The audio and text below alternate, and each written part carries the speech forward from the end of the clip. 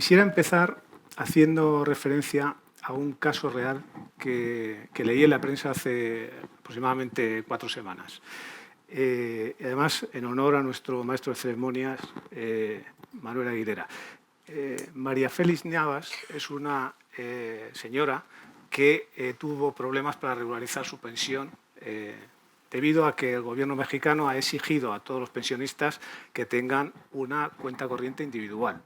Y a María Félix el banco se la denegó.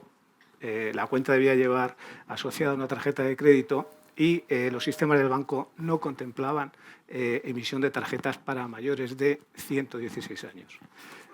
María Félix iba a cumplir 117.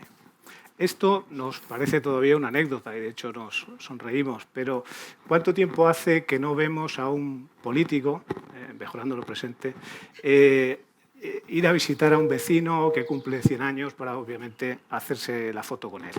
Pues hace mucho, ¿no? Ya son demasiados los centenarios, ¿no? Esto lo que nos demuestra es que el envejecimiento ya no es un problema del futuro, es un problema del presente, es un problema, es algo que ya tenemos en la sociedad y que va a configurar la sociedad. Junto con la revolución tecnológica, yo creo que configuran los elementos esenciales de lo que podríamos denominar la tormenta del cambio, la tormenta perfecta del cambio, que es algo a lo que ya nos estamos enfrentando. Y ambos elementos, envejecimiento y desarrollo tecnológico, están muy relacionados, se retroalimentan, de hecho.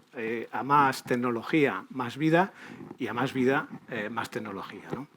En este camino hacia esta sociedad tecnológica y envejecida, vamos dejando un mundo de carreras laborales para toda la vida, de experiencias profesionales únicas, un mundo de relaciones laborales estables y predecibles, un mundo donde hasta ahora cualquiera de nosotros nos hemos apoyado fundamentalmente en la familia y hemos buscado protección en ella y también en el Estado, fundamentalmente en el Estado que llamamos del bienestar y ¿por qué no en las empresas, ¿no? Lo que pasa es que no es fácil que esto vaya a seguir siendo así. Hace mucho tiempo, allá en los albores del siglo XX y finales del XIX, que los esquemas de protección que después confluyeron en el sistema del bienestar se diseñaron y se implantaron, ¿no? La verdad es que en aquel momento el sistema de reparto y la afiliación obligatoria, que constituyen los elementos básicos todavía hoy de los sistemas públicos de pensiones, fueron la respuesta adecuada y fueron una respuesta innovadora y eficiente, además. ¿Por qué? Porque permitieron la transferencia automática de recursos directamente desde los trabajadores en activo hacia aquellos que ya habían perdido la capacidad para trabajar. Claro, el problema se produce cuando la ecuación se descuadra. ¿Por qué? Porque llega mucha más gente a la edad de retiro y porque los que llegan viven mucho más años de los que se habían planeado. En el caso de España, según datos del Instituto Nacional de Estadística, durante el siglo XX se duplicó la esperanza de vida a los 65 años. Hoy está por encima de 21 años. Pues bien, esto que cuento no es ideología. Son datos objetivos, matemáticas y estadísticas. Creo que este es un problema que debemos asumir que trasciende a la política. Es verdad que se han hecho reformas, algunas muy importantes, pero la fuerza del envejecimiento poblacional y de la revolución digital es tan grande que la situación no va a revertir, sino que va a ir a más, probablemente va a ir a más. La esperanza de vida va a seguir aumentando. De hecho, se ha abierto el debate ya sobre los límites a la vida, descolocándonos a los actuarios, que estábamos tan conformes con haberla fijado en 120 años. Bueno, 120 años ya parece que es algo que está prácticamente superado. Incluso hay gente que se atreve a vaticinar la muerte de la muerte. Bien. También va a seguir aumentando el número de personas que alcanzan la edad de retiro, cualquiera que sea la que se fije, por un fenómeno que los actuarios denominamos rectangularización de la mortalidad y las personas normales aplanamiento de la curva de fallecimiento hasta edades límites de la vida donde supuestamente se producirá una elevación más o menos repentina, ¿no? ¿Qué significa todo esto en términos de las personas y de los grupos de individuos? Porque parece que estamos hablando de una auténtica castigo. No, esto es una de las mejores noticias de la raza humana, que además se traduce en datos tangibles. Por ejemplo, la disminución de la mortalidad infantil. Hace medio siglo, 1 de cada 5 niños en el mundo no alcanzaba la edad de los 5 años. Hoy es 1 de cada 20. Gracias, entre otras cosas, al acceso masivo y a un coste mínimo a vacunas que han erradicado enfermedades como la viruela, la polio, la tuberculosis, y que realmente han matado a muchísima gente a lo largo de la historia. Tampoco es mala noticia la explosión de las nuevas tecnologías, por lo que tienen de ayuda a las actividades humanas y por los grandes horizontes que abren, ¿no? También es verdad que lo hacen a base de un cambio muy sustancial en la forma de trabajo, un cambio que se traduce en la destrucción acelerada de empresas sustituidas por otras, afortunadamente, y en la generación de nuevos empleos que ya tienen asociado una mayor rotación. Es bastante difícil que todo esto no afecte a la estabilidad del flujo de ingresos hacia los sistemas de pensiones. Hay que aceptarlo. Por eso es imprescindible aceptar que tenemos que asumir una mayor carga de responsabilidad individual en lo que llamamos, o lo que podemos llamar, la planificación y gestión del ciclo económico vital.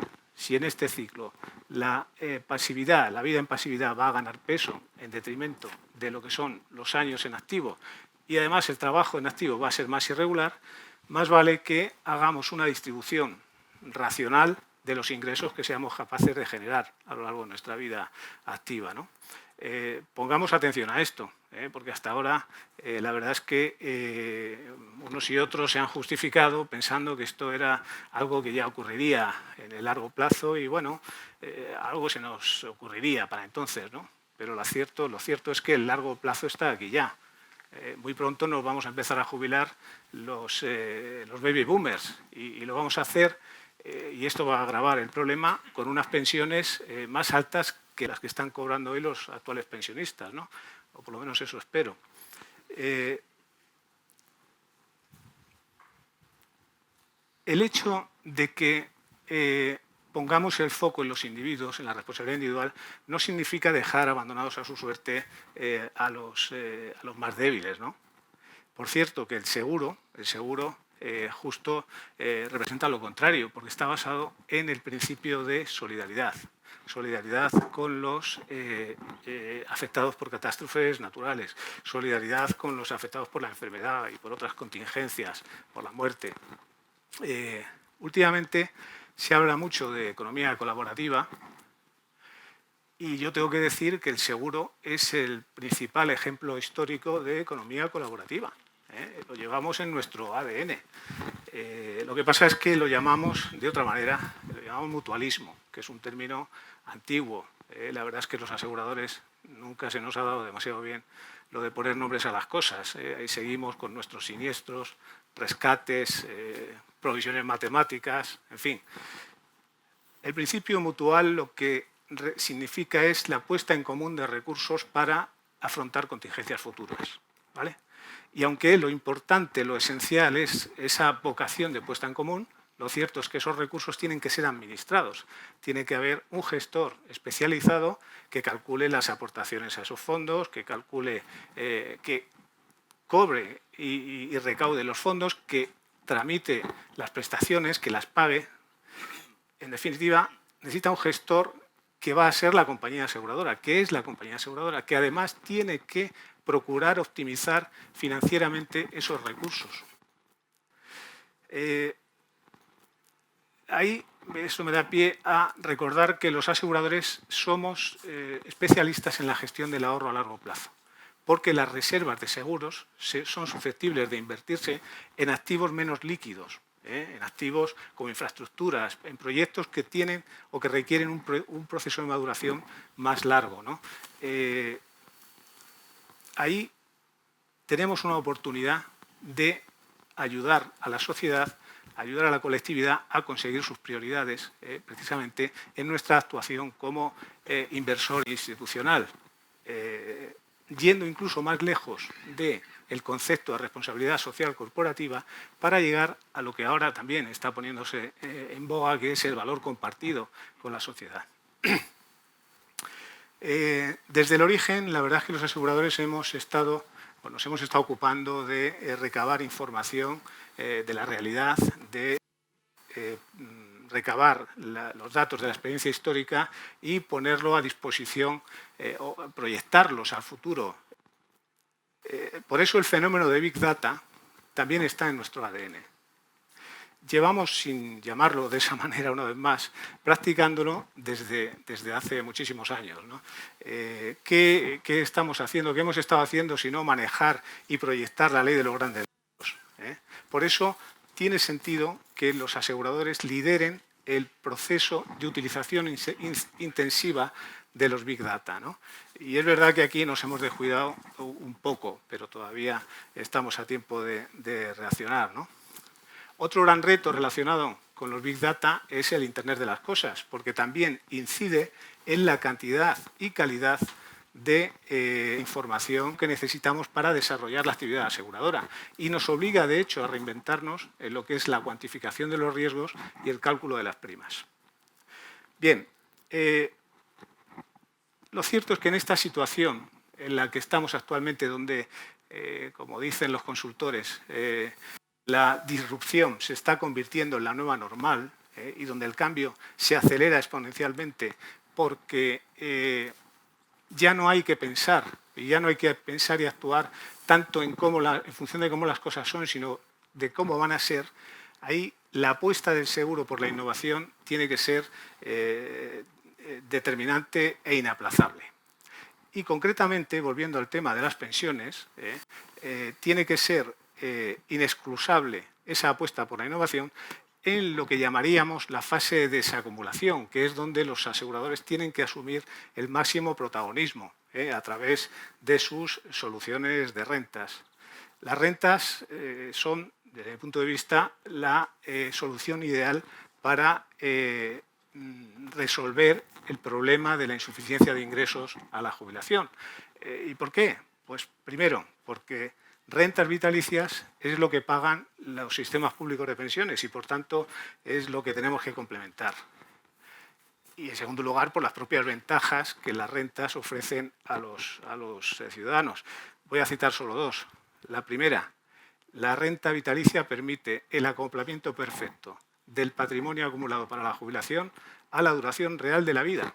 Es decir, ni sobrevivir a nuestro patrimonio ni ser los más ricos del cementerio. Eso nos lo permite la renta vitalicia. La segunda ventaja me la descubrió un jubilado de Mafre, del área de Novida, cuando me dijo que nos iba a contratar una renta vitalicia. Le dije, hombre, ¿te hemos convencido? Me dijo, no. Lo que ocurre es que no quiero estar mirando todos los días qué hace la bolsa para saber cuánto me puedo gastar ese mes. ¿Vale?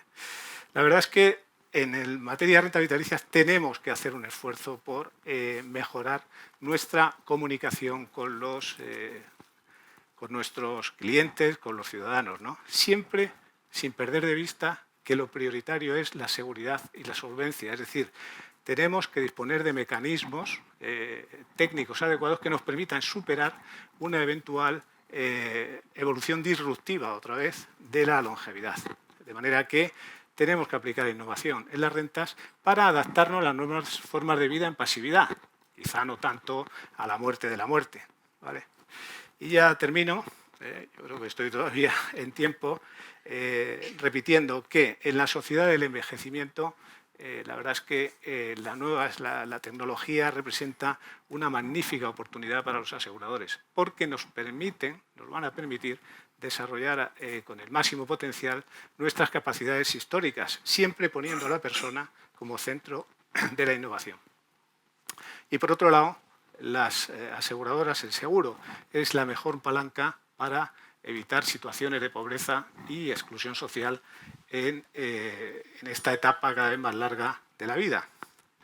Si acertamos en esta misión, nos lo agradecerá mucha gente, entre ellas María Félix Navas, que con sus 1.200 pesos de ayuda mensual, 56 euros, creo que este dato no lo había dado, seguro que tiene otras necesidades, además de la cuenta corriente y la tarjeta de crédito. Muchas gracias.